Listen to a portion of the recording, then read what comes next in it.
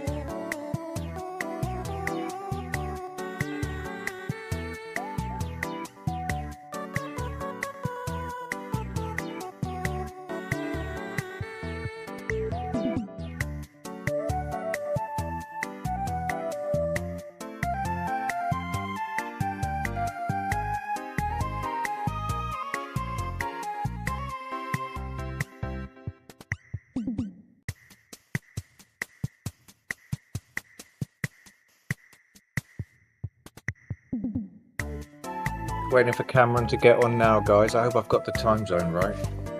Let me just check. It's actually based in Utah, so let's see what time it is there.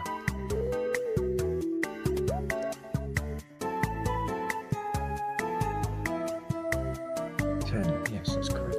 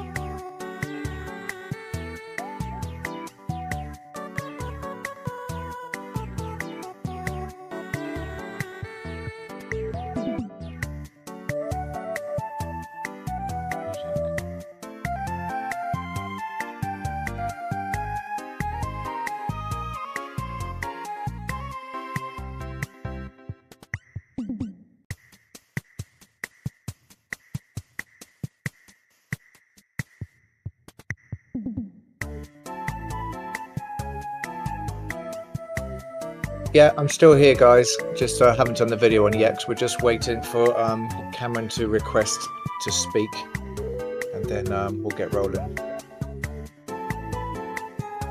The point just having a camera looking at my face as much as all.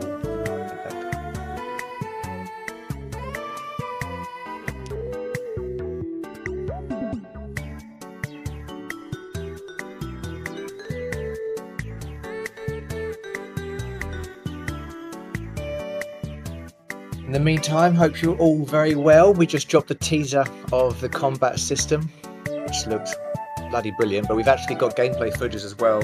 We'll be dropping, maybe after this AMA. So that teaser we just dropped actually was made from in-game footage. So it looks pretty cool. Although I don't think we can do sort of flying jump spear attacks in Vulcanverse. It's still the same animations. So that goes live on Wednesday, day after tomorrow. It's been tested by some of our testers, and it's going to be a game changer for Vulcanverse, having combat systems, starting with Avatar versus Vulcanites from Wednesday, and then move into Avatar versus Avatar following that. The potential for NFTs and power-ups and Burning Ellie is super, of course.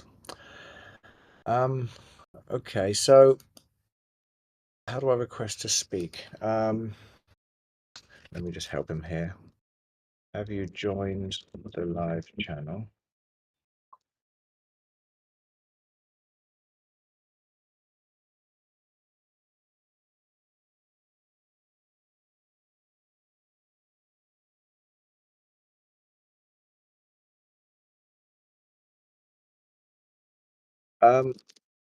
Does anyone know what the request to speak button is? Because I'm hosting it, so I can't see it. I presume it's like a wavy hand or something.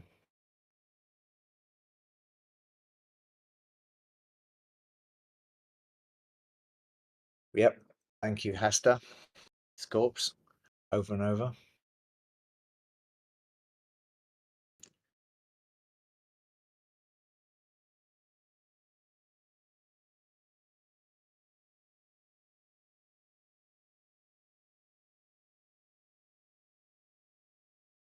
What else is going on?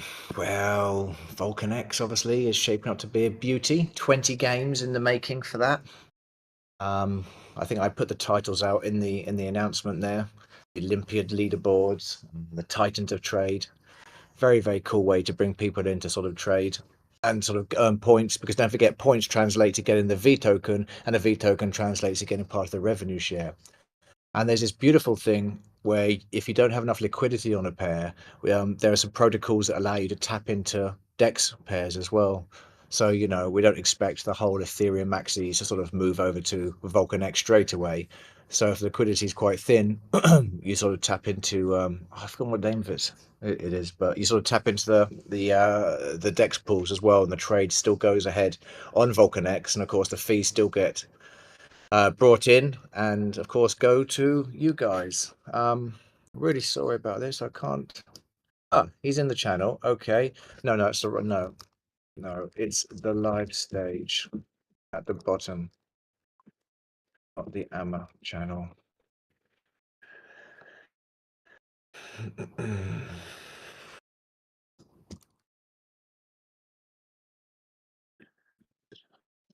I think that's okay. There we go. Yes. Hey, Cameron. Hello, hello. Oh, can you hear me okay? Yes, I can. Can you hear me? Super. Yeah, I can indeed. Have you got a video there at all? Or are you just on audio today? No, I should be able to get the video going. Hold on one sec. No problem. How's that? Perfect. Beautiful. There you are.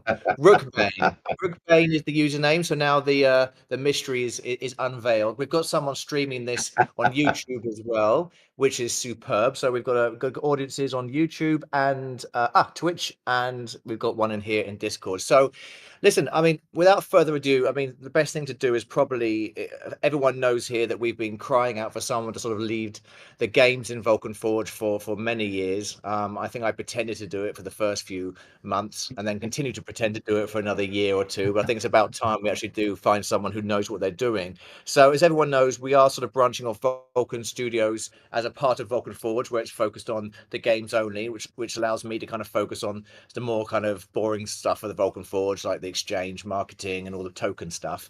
I've met Cameron a few times now. We've talked a long time at length about his experience and what he wants to bring to Vulcan Forge. But I think the best thing to do, maybe Cameron, if you could sort of introduce yourself to the community. For sure. Hey, good to meet everybody. Jamie, thank you for having me here. I've been making games for the past 20 years. I'll give you a little kind of bullet points of how I got here. I co-founded a studio, about 20 years ago called Chair Entertainment. And we did a couple games on the Xbox Live Arcade. By the way, is everybody hearing me okay? Are we coming through loud and clear? Okay. Our biggest hit was Infinity Blade. It was a game on the iPhone that was a combination of kind of like boss fighting and sword fighting, and it was kind of Shadow of the Colossus meets Lord of the Rings. The game took off, and ended up with Epic Games coming in to actually buy up the company. At that time, I was talking with Blizzard Entertainment, and they had a new project that was codenamed Project Titan, and it just was absolutely up my alley and kind of along the lines of a novel that I was writing at the time. And so shifted over to Blizzard and ended up spending the next 5 years there at Blizzard, where I got to work on Titan turned into Overwatch. I got to work on World of Warcraft, Diablo, StarCraft, Hearthstone, and of course Overwatch that came out as well. And so I shifted over to the creative development team, where I got to do like narrative, dialogue, and design for all of these amazing games a lot of them were some of my favorite games. Really kind of sank my teeth into what it means to be a AAA game and what it means to be a game that is not just accessible to everybody, but had that magic quality of fun and engagement that makes a game a worldwide phenomenon. So from there, Blizzard kind of opened up a lot of doors for me. I dipped into the mobile experience for a while. I was the first creative director at a mobile studio called Scopely. And Scopely was just making a name for itself at the time, stepping into doing some larger title IPs. I got to work on a Star Trek Fleet Command, a Looney Tunes Mayhem game. There was a Walking Dead, and several other like large title games. And I got to understand what it means to have a mobile title that is super accessible, that has a tie into what is a microtransaction. A lot of those ideas were being pioneered at the time with that. So from there, I had a couple more mobile experiences. but really wanted to get back into big ticket games, and had the opportunity to be creative director with Sledgehammer Games. Worked on World War II, Call of Duty, um, and really focused on a lot of the narrative that was happening there. I got to spend a lot of time doing the Nazi zombies version of the game, which if any of you are Call of Duty players, you'll know this. This is a game with cooperative play and cool Easter eggs and deeper levels of wave-based gameplay. So that was a great experience.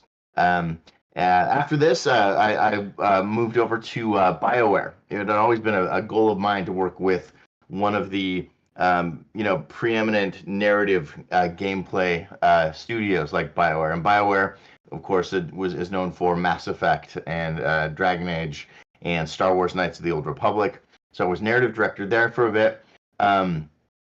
And then the pandemic hit, and so everybody kind of shifted the way they were working. At this point, I shifted into doing a little more consultation, and helping studios take their game ideas and turn them into bigger AAA titles. And that's where I first started hearing about the Web3 gaming experience and the potential of what a crypto community could do in the game space. So I consulted with a little rough and tumble studio called Sandbox that was making some waves for itself. From there, I went over to Mythical Games up in Seattle. Mythical, they just raised a lot of money, and we're trying to get going as both an engine that could provide for Web3 games, and they had some other really interesting titles at the time. They made we had a contract with the NFL. I created a game called NFL Rivals. Put together some concepts for them. I shifted over to Immutable Games out in Sydney.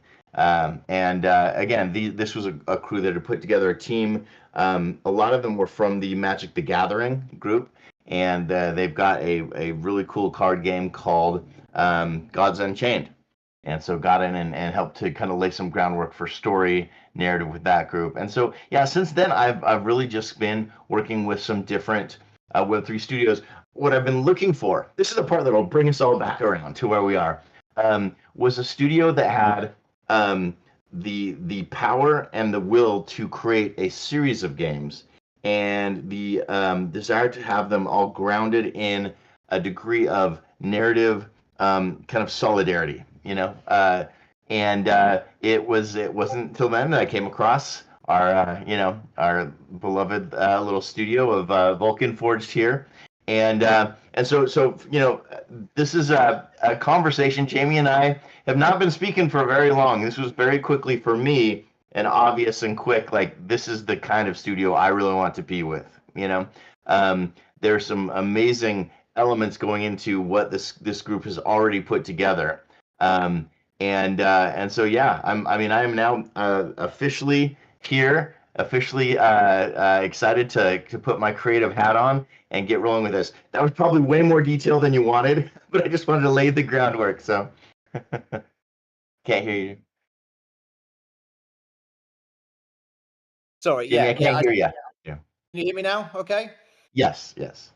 No, I was saying, no, it wasn't too long. That was gold dust for our community here. They have been crying out for someone to come here who's just got even a fraction of the experience that you've got, and I'm sure that you even like all of the games you've mentioned, people have heard of, especially the Web3 crossovers like Gods Unchained, and Immutable, and the fact that you've got you've written some books involved in the creativity of Warcraft, and of course you work the Call of Duty. So the experience speaks for itself. Now, obviously one thing that the community is sort of crying out to hear is how, and you've talked to me about how you want to sort of blend all the games together, and you talked about a narrative, a sort of focused narrative between the games. So before we go into the individual games itself and some more sort of micro detail how you might sort of change the games, what was the overarching first thing that struck you about how the Vulcan Forge games could work together?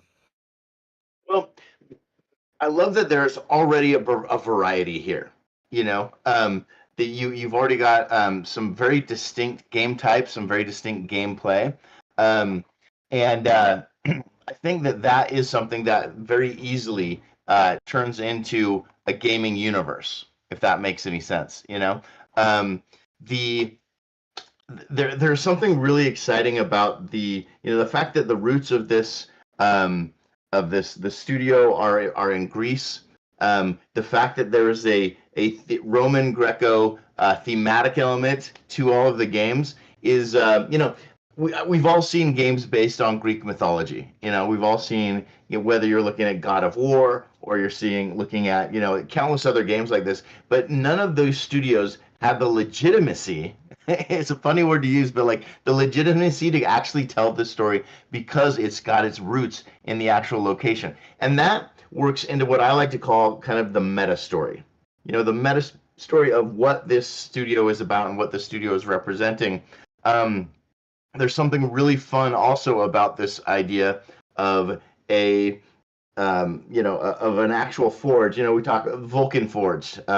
This idea that we are literally forging, these tokens, these coins, and the creation is just so thematically, it's just sweet, right? Like it actually makes a lot of sense.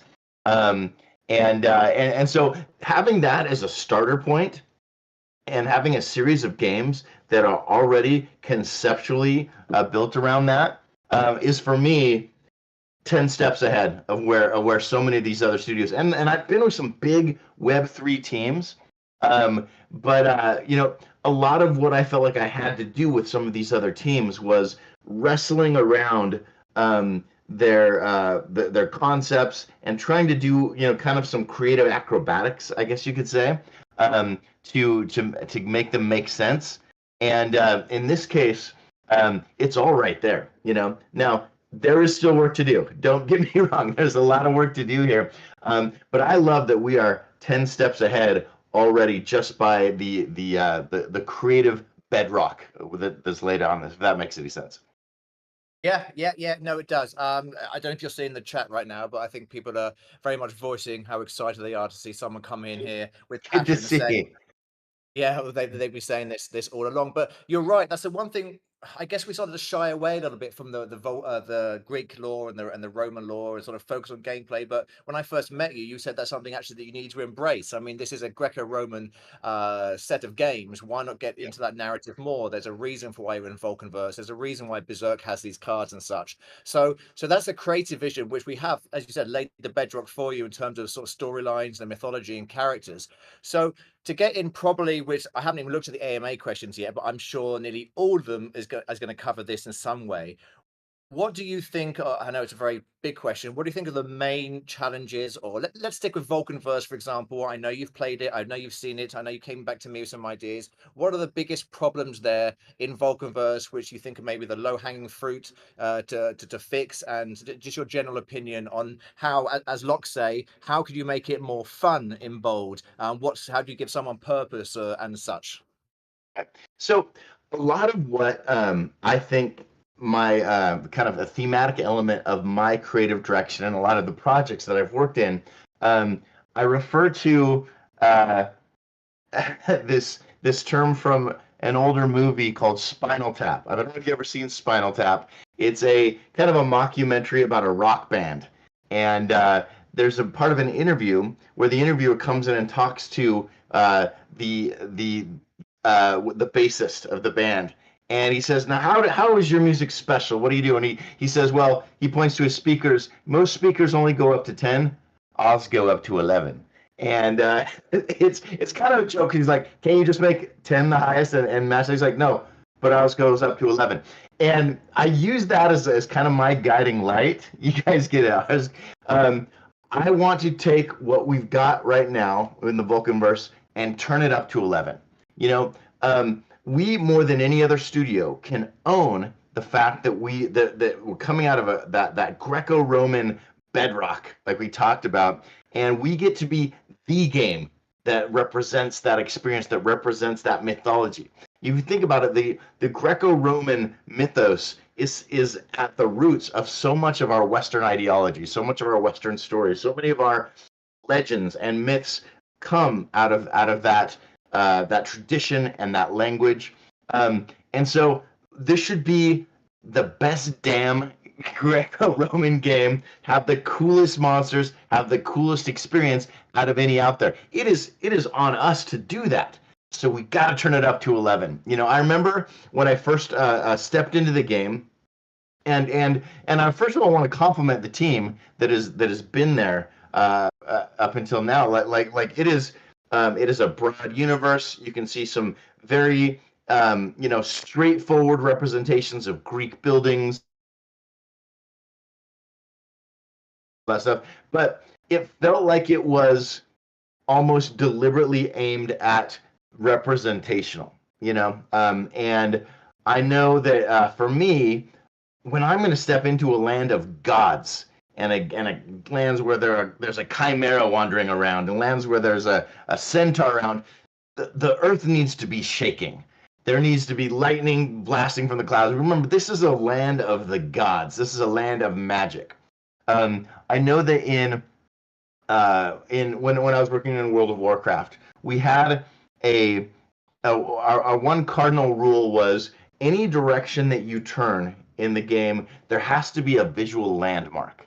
There has to be something astounding. There has to be something that you're like, oh, I want to go there. I want to witness this. If you spend any time, I don't know how many of you are players of the good old World of Warcraft experience, but if you are in Stormwind or Orgrimmar, you look to one side and you see the vast spires of the Cathedral of Light, and you turn in another direction, you see mountains in the distance, and you see a statue of a dragon, and these act as not just as locational navigational landmarks, but they're also it's the sort of thing you expect to see in a fantasy universe. You don't want to see casual rolling hills. You don't want to see a decent looking forest. You want to see something that is fantastic. That's why you're going to spend time in there. And so that is one of the first things that I want to do. And I know this seems like something like pretty low level. We're talking about low hanging fruit. Is I want to take our design team into the game. We're going to do a grand tour, and we're going to start saying, okay, you see, there's that. I remember I went up the stairs to go to where there's kind of a little bit of a temple, a little bit of an altar. How do we turn that up to 11? How do we make it more than just some upward stairs with a fairly squared off temple thing? Why not have a statue of Poseidon at the top with fountains of water pouring out and lightning crackling around it? I mean, this is a place of divine power, and I want to embrace that and look and feel. It's in a game like this. That is the sort of thing that can absolutely take your breath away. So that's one step. I've got a huge list of stuff that we're going to be doing as we go across, but that is for me one of the first like low hanging pieces of fruit that I would go for. Yeah, I mean, absolutely. I think, and our graphics team is probably the strongest team. I mean, they're the biggest team, so I think they'll be happy to sort of take any sort of direction from you in terms of upping the environment, making it sort of more fantasy based. One of the things we get throughout the years, obviously, we started from scratch. It was just a sandbox people built. There was no gameplay at all. And we've kind of sort of just attached gameplay on from backwards. There's been no GDD. It was like, oh, let's do this, do this, do this.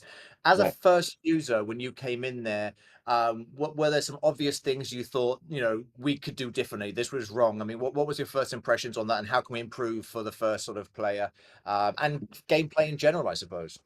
Yeah, no, that's a great question, and it's whenever I step into a new game experience, I try to pull away my experience, my what I know, and I try to come in with like a bright-eyed new player. What would it be like to be somebody brand new that just stepped in?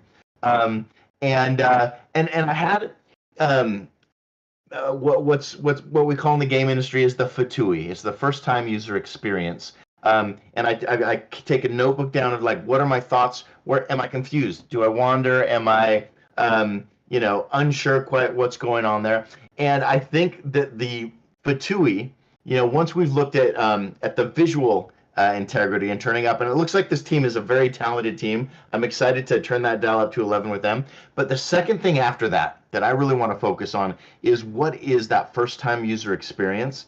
Because I know for me, I stepped in and I looked around a little bit. I wasn't quite sure where to go. As far as landmarks went, I looked around and I was like, oh, okay, there's a staircase by me and it goes up. I think that's where I need to go. So I kind of wandered up there and I got to the top and there was nobody to talk to up there. But there was a question mark. I'm like, okay, this now we're speaking like game language. I went to there and it was asking if I wanted to make a donation to the gods. I'm like, whoa, hold on. I don't even know if I've got two gold pieces to rub together yet. I don't think I'm going to commit to that. So there was a little bit of wandering around and trying to figure things out for me. Again, you guys are probably all rolling your eyes and laughing about that experience because I'm sure you've become seasoned, in this experience. But for me, I want to look back at some of my favorite games, and even difficult, challenging game is one that will take the first time player through and welcome them into the game. Again, just because of there are some parallels, and just because World of Warcraft did it so well, the first time you step into the game, you get a gentle cinematic. You get the baritone voice of as a night elf, this is your first time stepping into, and this is your history, and this is what's going on. And so I want to have a little more identification of who I am as a player, and to get into that, we got lots of details to go on, but I want to have a little bit more of a robust character creation. We've got our first character screen, gave me a handful of different looks, but I think that we can make that more of an interesting thing. And I want to, as I'm creating my own character, I want to understand, who am I? Am I a chosen one of the gods? Am I a random Greek peasant that's going to rise from rags to riches? Am I, am I somebody who has a spark of divinity in them? Like, am I a soon to be a Hercules, or is there a chance to gain the favor of the gods? All of these things should inform my design and what is the character that I'm creating? Who am I going to be a hero? And that's one of the most important things. Any player who steps into your game has to feel like they are beginning something wonderful, something magical, like they have a destiny set ahead of them. And that is something I would love to see a little bit more of in this game. Who am I? Why am I here? What am I looking like? And then once I'm in, who do I talk to? I think the minute the player gets in, it should be very clear that you're going to go and speak to this character to guide you through. And I know that, again, this is all seeming very, very vague. I've got much more specific notes, but I just want the community to know this is the kind of scalpel and gameplay concept we're bringing in is from the minute that you open your character creation screen, you better be having fun.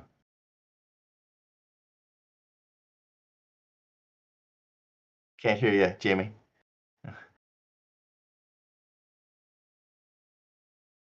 Yeah.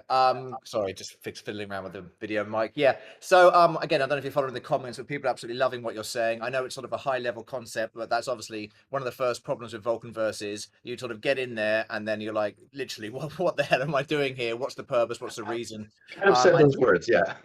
Yeah, exactly. I mean, we've got sort of professions coming and sort of quadrant allegiances, which might help with that. But again, this is something which we'll definitely be leaving to you, the expert on this. Now, I don't want to sort of ignore the community. We do have a few questions to go through. So I know Locke's asked how to make Vulcanverse more fun. You've kind of touched on that really, sort of with the sort of story and the journey, and I think leveling up and sort of getting that progress, that sort of addictive reinforcement, sort of intermittent reinforcement users get of going up in their journey.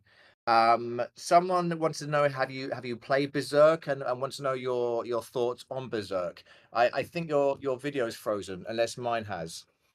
Oh, yeah, it doesn't look like I'm frozen. Is everybody seeing me okay? Not frozen? All good. Oh, Okay. it's okay. My bad. I think, yeah. Okay. So yes, I've dipped into Berserk. It was out of all the games that I sampled, it was definitely one of the more polished that I thought. I was like, okay, there's not as much work that needs to be done here. Again, and my apologies for not having done a deep dive as of yet. All of this was basically me just taking bits off of the hors d'oeuvre tray and trying a little bit of that. But it was very quickly, clear to me. I'm like, okay, Berserk has this basic magic type of feel, It's something that I've done with um, Gods Unchained, which is Immutable's card game. My very first impression, again, we're coming out guns blazing here because we want to make this better. My very first impression was this needs to have something that sets it apart. This needs to have something that makes it. Why would you come to play this game instead of Gods Unchained, instead of Magic the Gathering, instead of games that have years of of focus and love and layers of card and strategic gameplay? What brings you to Berserk? And that I think is the major question. That's something I'm going to sit down with the design team and do. Um, I don't want to get too much into the details of what I did or didn't do with Gods Unchained. They already had a lot of momentum going, and here's the funny thing: their focus was also on their own kind of pantheon of gods. In this case, I'm again going to say let's just focus in on what makes our game special, what makes our universe special. And again, it is that tie into the Greco-Roman past. Um, and I'm actually, because we're a community, because we're already in on this, I've got two directions I'm thinking about focusing. And I would love to get the community's thoughts on this. One is we could go very dark. We could go, one of the things that I think always sets apart the Greco-Roman deity is these are not all beautifully noble and caring, loving gods. These are gods of rage and vengeance and lust and all of these other things. And I think having a mixture of a Magic the Gathering and the Greco-Roman gods and kind of a Game of Thrones darkness might be an interesting spin on this. Like these are gods that play by the rules that, I mean, if you know deeper into the Greco-Roman mythos, before the gods there were these titans, and they were absolute horror shows, of powerful beings that were taken down by Zeus. And so this new thing is like a step up from that, but that savagery and that darkness still exists. So that's one direction to go in.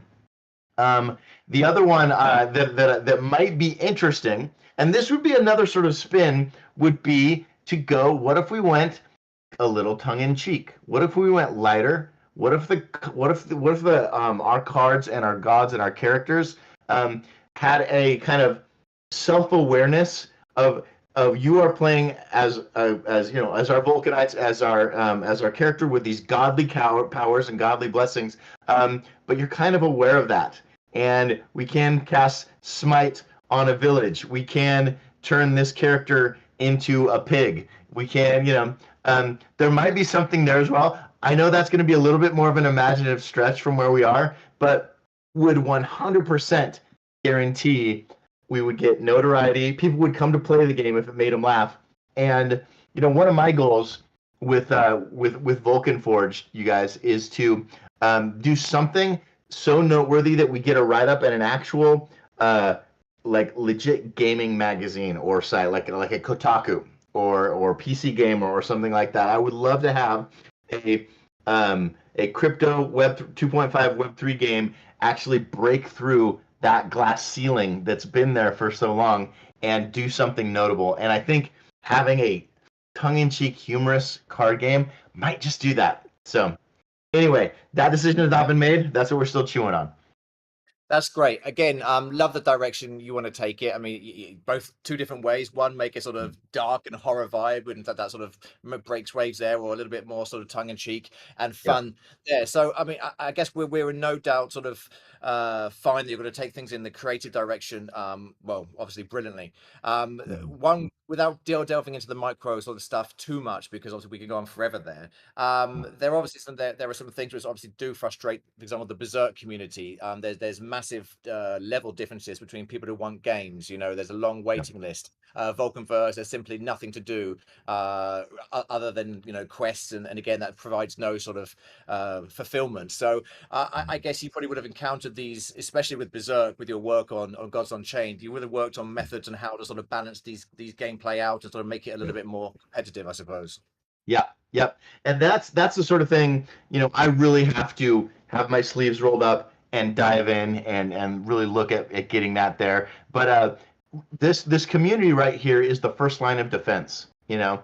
And I want this community to know we're going to have our eyes and ears open. Let us know as you're going through what you're playing, what you're appreciating, where you're feeling there's inequity and imbalance. And you talk about something that I really want to accentuate, which is interconnectivity between the games. You know, I would love for there to be powers, abilities, cards, things that are only accessible through the Vulcanverse, through these other games, but have them also kind of thematically shared in as well. And so, can you play one game without playing the other? Absolutely. But like for the full experience, and as you heard in my kind of breakdown of my background, I am all about a narrative and a powerful narrative that works into the game. I know that when I'll use the example of, I've been using World of Warcraft a lot. Let's talk about Nazi zombies from World War II, from Call of Duty World War II. This is a game that had existed for years and had a lot of kind of artifacts of the original game when it was very first made. And I don't know how many of you are familiar with the game, but it's waves of zombies coming, and as you take them down, they drop money, and you take that money and you go over to there'll be an outline of a gun on a wall, and you put the money into the wall, and the gun drops into your hands, and then you power up, and as each level comes, hopefully you're staying just ahead of the curve. And for me, my first thought was, here we have a game with zombies, with the undead, and all of the evil dark magic that might be behind that. Why not come up with a story, something that makes sense? And as a science fiction writer, which, by the way, you can look me up on Amazon. I've got an author page, and I've done a bunch of game writing and have my own novel as well. I think it is a creative director's responsibility to make sure there's a cohesive story that plays across the board on this. And so, in the Nazi zombies that we did with Sledgehammer Games, I was like, okay, let's say the Nazis have uncovered an ancient artifact, because from Indiana Jones we have learned the Nazis were all about ancient artifacts. And this artifact has the ability to generate an energy that can bring the dead back to life. And so, of course, they think, well, we will use this to install our armies in an army that doesn't need to eat or sleep. In fact, we can sweep across Russia and what was known as Operation Barbarossa, and we're just going to be unstoppable. So you are kind of the allied group that's going in to cut this one off. And I was like, oh, well, if there's this energy that's charging up these zombies and keeping them alive, what if the players have learned how to grab a battery that can absorb that energy from a fallen zombie? And that energy, we call it Geistkraft, is something that you can use to take into the Nazi lockbox and ammo crates and unlock them, open them up, and get these better weapons. And it's a silly little like A plus B plus C in the game, but it gave a cohesion to why are these monsters doing this? How are we getting these weapons? They just turned it into a full narrative package. So I realize that sounds like a little bit of an excursion from this idea, but I would love to bring that into what we're doing in Vulcan Force. And so your character, your hero in the Vulcanverse, I would love to talk about making that into your avatar. Really, that is the persona that you're going to play Berserk with, that you're going to play the tower defense game with, that you're going to play each of these versions, and that every success and every win in these different games increases your standing with the gods, increases your equipment, increases some other way that that kind of fulfills the grander destiny of this character. And maybe Berserk is literally the game that you play in Vulcanverse. Much like Hearthstone.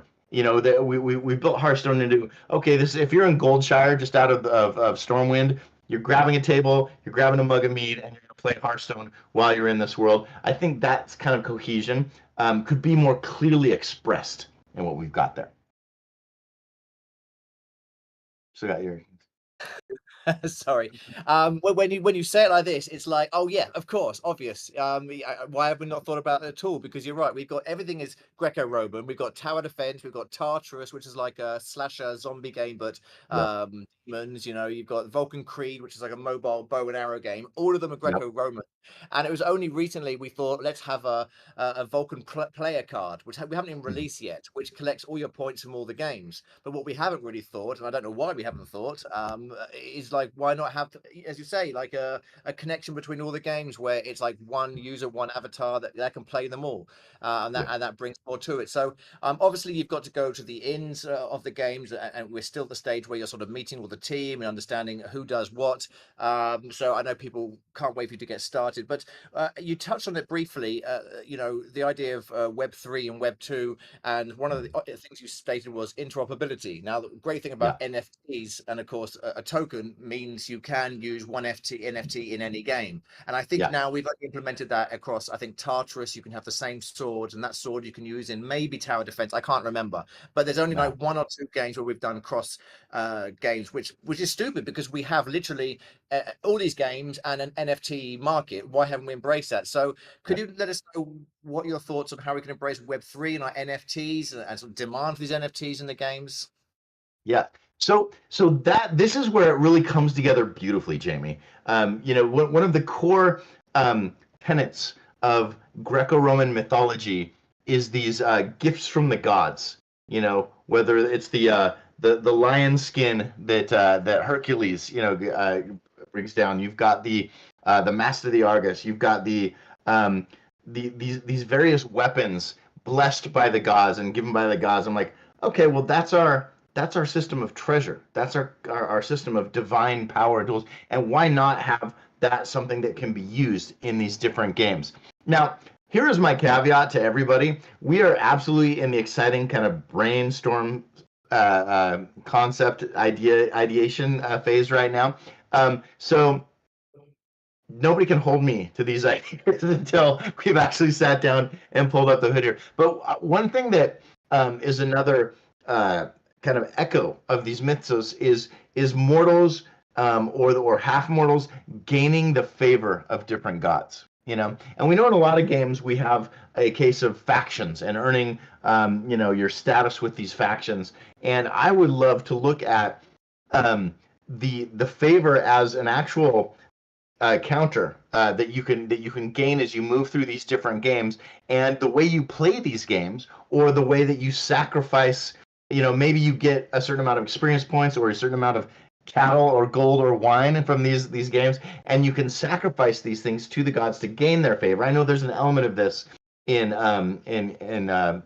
Vulcanverse, but what if that was a cross game concept, and the favor of a certain god affects and gives you a buff in depending on the game that you were in? And can you earn more buffs from different gods? Absolutely, you know, but it's definitely a time thing. But then this is where we get into the NFTs. What if the chance of landing like the blessed winged sandals of Mercury, of Hermes, you know, is increased by gaining his favor? And so you can actually turn up your chance of landing these things by gaining that favor. And then these sandals, you know, give you a speed buff in Vulcanverse, or give your the ability to control time in the tower defense game, or gives you an extra card in your hands to in Berserk, et cetera, right? Yeah. And that is something that has always excited me about the Web3, the Web2 to Web3 transformation, is like literal uniqueness and power in the rewards that you get. You know, like if I've taken down, you know, the biggest dragon or the biggest demon or the biggest monster in this game, it's really cool to have, you know, the flaming Vorpal sword in that game, but it stays there. We have the chance to make this a treasure that has not only like multi-game value but monetary value, you know, and you know, let's not pretend like that's not an absolute, you know, exciting element of what we're doing here. And again, we're a game studio that has the not just the possibility of, but the drive to be the Greco-Roman divinely inspired studio that can give you these powers, can give you these awards, and truly make them treasure. So Yeah, and as you say, and we've got a lot of these things in place, but they're just not sort of used correctly yet. I mean, we have these sort of god cards that only 12 of each yeah, god, Hermes, Apollo, Ares, and the stuff. And people yeah, have spent a lot of money on buying these NFTs, and they give them a buff here and there, but there's never really been a system designed perfectly for them. right, We've got weapon NFTs that haven't been used. Of course, the Vulcanites, which again, are an ideal creature which you can use. I think they're usable in Berserk and Vulcanverse, which already yeah, makes us kind of not better, but different than a lot of blockchain game yes, studios. yes. So obviously over the next sort of days, weeks, you'll be talking to myself and the community to sort of understand. I have to get the door. I'm sorry. You're good. You're good. I'm just going to talk while he's heading out there. I think what the Vulcanites, I think, is a huge opportunity. By the way, it reminded me when I got in. If any of you ever played as a hunter in World of Warcraft, and you can collect your different pets, or if you've ever played. I mean, I still play Pokemon Go. It is one of my, take the dog for a walk and you go catch them. The this idea of these randomly appearing monsters, and they have different powers and abilities, and they have different rarities and different degrees of qualities. I think is something we can absolutely lean in on, and it absolutely excites me about setting our universe apart from so many others. Right. Listen, I know we've nearly taken up an hour of your time already, Cameron. I can see in the comments people are incredibly excited and want to get to know you more. So I'm in Cameron's shoes. It's my first week at work next week. What's your plan? What's your initial sort of structure of how you're going to sort of save us? Yeah. Well, okay. First and foremost, I don't think the team needs saving. I think this team is already off to a really great start. You've got the right trajectory. I've been with teams where I'm like, dear God, where do I even begin?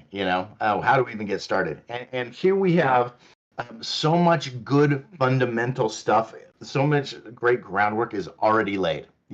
It's really just a case of, you're going to hear this from me a lot. Let's turn this up to 11. Let's make it, let's bring in a narrative kind of completion. So getting down to the brass tacks of it, this next week is going to be meeting the team, playing in the game. I'm not going to be sleeping very much this week. I am going to be in the Vulcanverse. I am going to, hell, I might just put on a toga and go all in on this whole thing, right? And it's going to be my job to talk the language, to know the beasts, to know the function of everything else like this. And then that's going to be my job, is just to absorb everything in the next week or so. After that, sitting down with the team and saying, okay, how do the artists turn it up to 11? How does design turn it up to 11? How do we make our in-game economy something that isn't just mathematically sensible but fun? How do we have a loop there that brings in that element? And there are the interesting thing is, there are algorithms that are proven fun algorithms that we can bring into this process here. So it's going to be a lot of meetings. I think the power of a great game team is everybody's ideas we listen to, of course. My job is just to, out of all those ideas, find the couple the coolest ones and raise those up higher and say, this way, everybody, let's go this way, and turn this into, I would love, my goal is to, in as quick a time as possible, have our universe be a universe that anybody could step into for the very first time and be like, oh, damn, this is fun. Oh, damn, this is cool. This is, I want to be here. I want to follow the destiny of my hero and see what that can bring for me across the different games. What does it mean? I want players who might never play a tower defense game to want to jump in our tower defense game, because how is what I've already done in the Vulcanverse going to affect this? That is, for me, what the big win would be coming out of this. And how would you, just to finish on this one, we've obviously got a very vocal community. I mean, crypto Yes, community. I can tell. Yeah. let alone gaming crypto community, is probably the most vocal of all. So they offer a lot of feedback. And one of the problems I've always had as CEO was like, listening to too much feedback or not enough feedback, and some feedback to benefit themselves, not the others. How do you sort of distill through?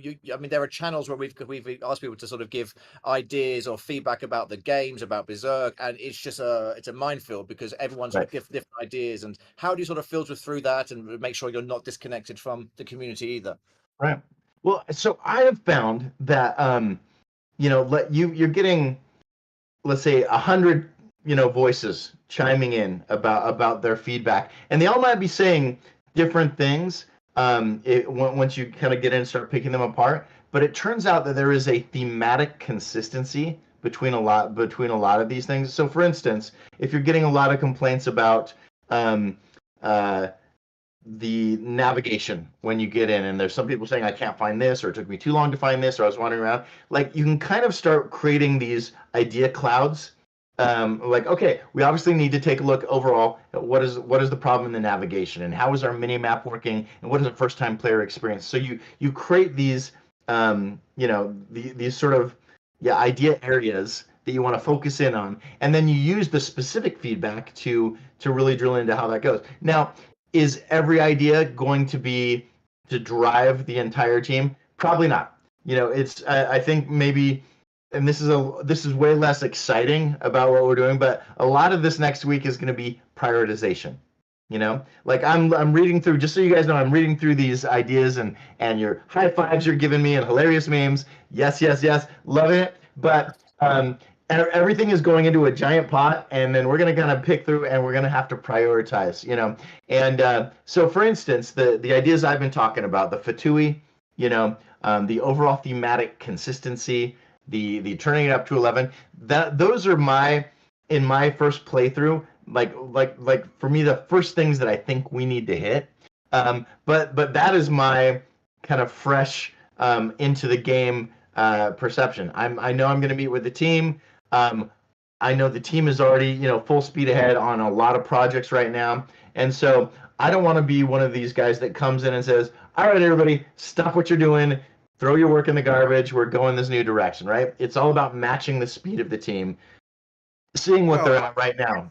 To be honest, I think it's been the blind leading the blind from day one. I mean, the artists are incredible, the developers are incredible, but they've had no direction, and it's just been a case of sticking on a thing, this to this. There's just no direction, and I'm not a gamer, and I don't know why I pretended to be one for so long. So, but look, I mean, we're really glad to have you on board, Cameron. I think a lot of people, speaking for a lot of people, and they wished you probably came on a couple of years ago, but there's no time like the present. We really appreciate you popping in and meeting everyone today. And if anyone wants to know, he's Rookbane, and he'll be in general now and then. I don't know how much he'll be spending in Discord. I imagine he'll be in Slack a little bit, but of course, he's always welcome. Obviously, don't tag him, please, but I'm sure he'll make himself known if so. Okay, so before we wrap this up, any sort of parting comments you'd like to make, or limited any burning questions from anyone in the chat? All lots of good comments from everyone there. I mean, I really appreciate the warm welcome, everybody. It sounds like we are all on board and we're ready to fucking go on this. And sorry, apologize if we got a language meter here, but I'm very excited. I think people are begging you to be in Discord, active as much as you can, but don't make the mistake I made, was being active from day one, and I haven't left it for 5 years now. So I'm sure you'll get the balance right. But thank you so much, Cameron, and thank you guys for tuning in. Pegasus has this on his YouTube channel. We'll be uploading it on the Vulcan Forge channel, sharing it on Twitter. As you can see, I'm very excited, and we all really are. So thank you again, Cameron, for sparing the time for us, and speak to everybody later. All right. Take care, everybody. We'll see you. We'll see you in the Vulcanverse.